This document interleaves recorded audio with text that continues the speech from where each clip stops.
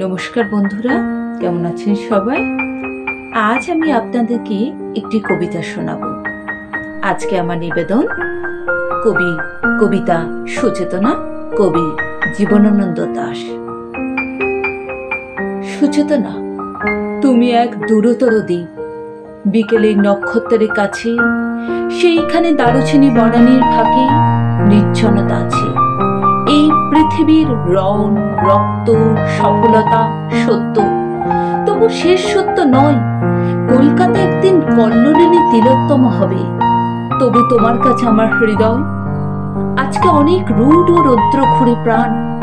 পৃথিবীর মানুষকে মানুষের মতো ভালোবাসা দিতে গিয়ে তবু দেখেছি আমারই হাতে নিহত হয়েছে ভাই, বোন, বন্ধু, পরিজন পড়ে আছে।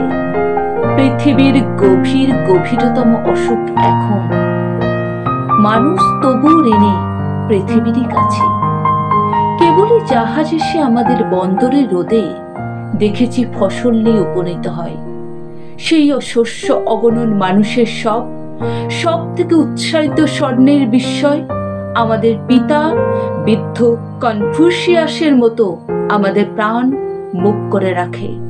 তবু চারিদিকে রক্তক্লান্ত কাজের আহ্বান।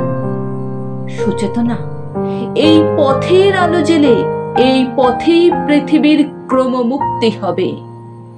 সে অনেক শতাব্দীর মনীষীর কাজ। এ বাতাস কি পরম সূর্যকর উজ্জ্বল?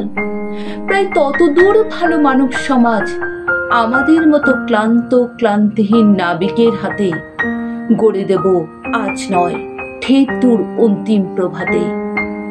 মায়া মাটি পৃথিবীর টানে মানব জন্মের ঘরে কখন এসেছি, না এলে ভালো হতো অনুভব করে। এসেছি গভীরতর লাভ হলো সেসব বুঝেছি। শিশির শরীর ছুঁয়ে সমুজ্জ্বল ভরে দেখেছি যা হলো হবে মানুষের যা হবার নয়। শাশ্বত রাত্রির বুকে সকলই অনন্ত সূর্যোদয়। নমস্কার, কেমন লাগলো জানাবেন।